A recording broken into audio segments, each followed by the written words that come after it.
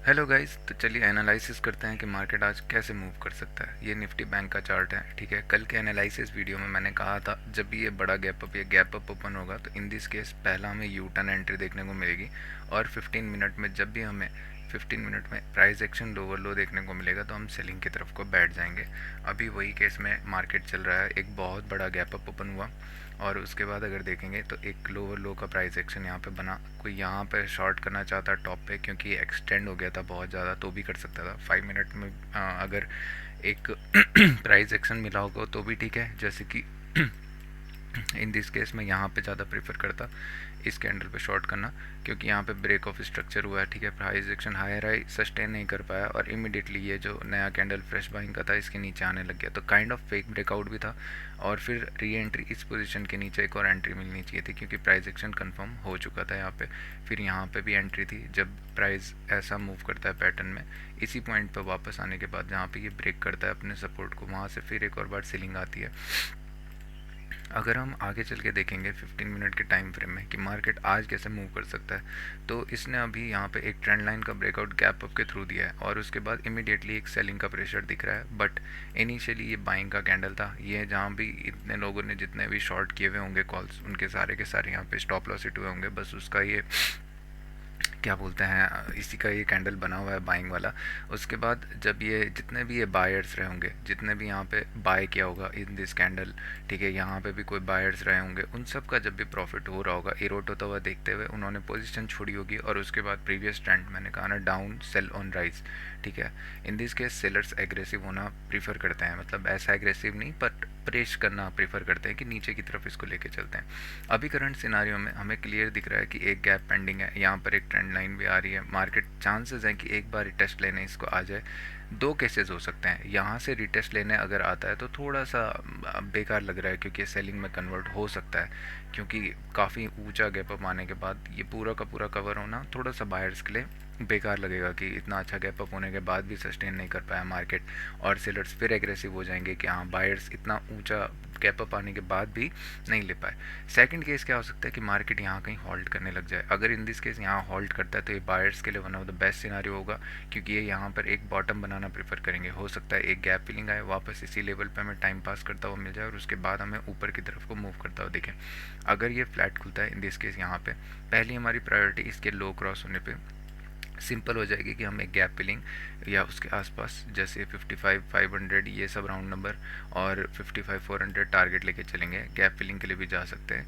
और उसके बाद हमारा जो सेकंड हो जाएगा ये है कि अगर गैप अप खुलता है इन दिस रीजन तो फिर ये यहाँ पर फंसाने वाला है, ठीक है। ये वोलेटाइल हो सकता है यहाँ पे, क्योंकि देखेंगे नीचे सपोर्ट बने हुए हैं, ऊपर देखेंगे रेजिस्टेंस बने हुए हैं। मार्केट कन्फ्यूज़न में रहेगा और फर्स्ट हाफ हो सकता है कि फर्स्ट हाफ क्या पूरा दिन ही यहाँ पर वेट करता रह जाए। अगर गैप डाउन आता है इन दिस केस यहाँ कहीं पे, ठीक है, तो ये फिर सेलर्स के लिए ज़्यादा अच्छा रहेगा। बट इसका रिएक्शन यहाँ पर देखना पड़ेगा, क्या गैप डाउन के बाद ये यहाँ पे होल्ड करके वापस जा रहा है गैप फिलिंग के लिए, तो ये एक बॉटम की तरह एक्ट कर देगा यहाँ पर। अगर यहाँ पे से नहीं जाता है, मान लो यहाँ पर वेट करना स्टार्ट करते हैं 3 4 कैंडल और ब्रेक डाउन होता है, तो फिर हम एक और बार सेलिंग देखने को मिल जाएगी। गैप डाउन के थोड़े से लेस चांसेस हैं क्योंकि प्राइस पैटर्न दिखा रहा है कि वो मतलब बाइंग की तरफ को है, तो इमीडिएट गैप डाउन थोड़ा सा इम्पॉसिबल लग रहा है। निफ्टी 50 अगर हम देखेंगे तो ये काफ़ी अच्छा खुला था, काफ़ी देर तक खुद को होल्ड किया, अभी भी दिख रहा है कि एक होल्ड करने की ट्राई कर रहा है। एक पैटर्न यहाँ पर दिख रहा होगा, अगर फ्लैट खुलता है नीचे ब्रेक करता है तो हम लोअर साइड के लिए टारगेट करना चाहेंगे ये सब रीजन जितने भी हैं 24 720, ये गैप फिलिंग। और ऊपर के लिए अगर ब्रेक करता है, ठीक है, तो एक बार इस हाई को टारगेट कर सकते हैं हम यहाँ पे, क्योंकि ये इमीडिएट रेजिस्टेंस यहाँ पर दिख रहा है। उसके बाद वेट करता है, अगर यहाँ पर उसके बाद कहीं जाता है तो फिर ठीक है, बायर्स का मार्केट बन जाएगा। अगर यहाँ पे गैप अप खुलता है इन दिस केस यहाँ कहीं खुलता है मार्केट, तो हमें वेट करना पड़ेगा क्या फर्स्ट हाफ रिएक्ट कर रहा है, गैप फिलिंग आ रही है नहीं आ रही है, मार्केट होल्ड कर रहा है, क्या स्ट्रैंगल की एक रेंज बना रहा है, इसके ऊपर डिपेंड है। चांसेस हैं अगर यहाँ पर गैप अप खुलता है तो वो फिर बायर्स के लिए ज़्यादा अच्छा रहेगा। इमीडिएट सेलिंग अगर आ जाती है तो फिर सेलर्स इसको पुश कर सकते हैं, वरना क्योंकि बायर्स फिर इसको क्या करेंगे, gap up, buyers gap up खुल खुल के ही जाना पसंद करते हैं। अगर गैप डाउन खुलता है यहाँ कहीं तो ये थोड़ा सा कंफ्यूजिंग सिनारियो है। एक साइड तो ये टैप करने जाएगा, हो सकता है कि पहला जो मूव हो वो फंसाने के लिए आए, ठीक है। एक ट्रैप हो सकता है कि मान लो यहाँ से नीचे के लिए या ऊपर के लिए जाना स्टार्ट आपको दिखाया और इमीडिएट नीचे की तरफ को आ गया, ऐसा इसलिए भी होता है, देखो यहाँ जितने भी सेलर्स हैं, गैप डाउन आएगा प्रॉफिट बुक करेंगे, जब भी थोड़ा सा लोअर लो बनेगा ना दोबारा से सेलर्स इसमें एग्रेसिव हो जाएंगे, और ये जो ट्रैप बायर्स हैं कहेंगे कि नहीं हमारे अगेंस्ट में मार्केट हमेशा मूव करता है, हम बाय करते हैं और इमीडिएटली सेल ऑफ आ जाता है।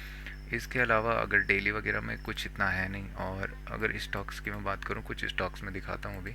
स्टॉक एनालिसिस से मुझे याद आया, कल का वीडियो अगर आपने नहीं देखा एक बार ज़रूर जाकर देखना, वहाँ पे मैंने कैसे स्टॉक्स बताए हुए हैं कि क्या क्या इन्वेस्टिंग के लिए अच्छा दिख रहा है। इकलौता जो ए बी कैपिटल था, ए बी कैपिटल आपको दिख जाएगा कि कल में 5% या उससे ऊपर एक बार ये गया था, स्ट्रेट फॉरवर्ड जंप कर रहा था। हालांकि ये गैप मुझे ज़्यादा पसंद नहीं है, मार्केट को यहाँ पे होल्ड करना चाहिए या तो इधर ब्रेक करके रिटेस्ट बाइंग के लिए निकल जाना चाहिए।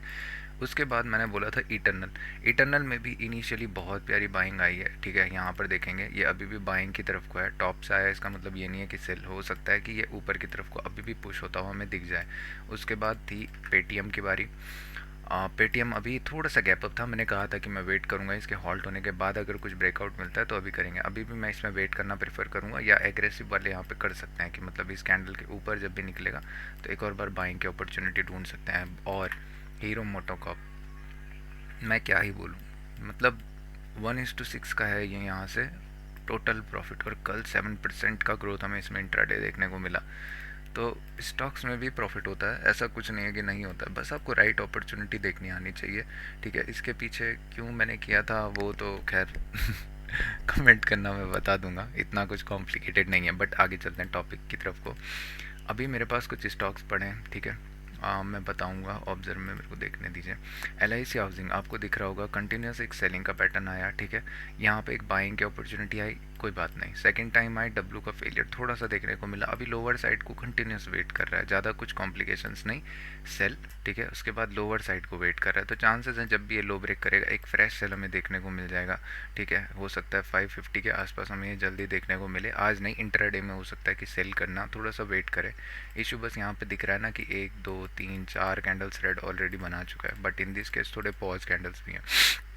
सेकंड डे JSW स्टील है, JSW स्टील, हाँ JSW स्टील में आपको देखने को मिल जाएगा कि यहाँ पे एक ब्रेकआउट हमें दिख रहा है, ठीक है। असेंडिंग ट्राइंगल टाइप का ये है, उसके ऊपर ब्रेकआउट दिख रहा है, यहाँ से जब भी ये निकलेगा शार्प बाइंग आ जाएगी, ये इन्वेस्टिंग के लिए भी अच्छा है। इन दिस केस यहाँ ब्रेकआउट कैंडल या इस रेड के नीचे आप रख के ऊपर की तरफ को इसका डबल टारगेट यानी कि आप रख सकते हो, जहाँ ये ऊपर की तरफ को दिख रहा होगा शायद से 1150 1200, ये सब रीजन काफ़ी अच्छे दिख रहे हैं।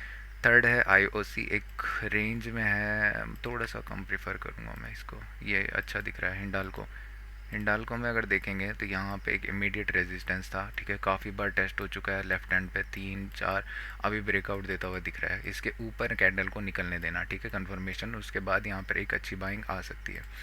और फिर आ जाता है आपका HDFC AMC, भी काफ़ी अच्छा है, इस स्विंग के ऊपर क्रॉस कर सकता है ये।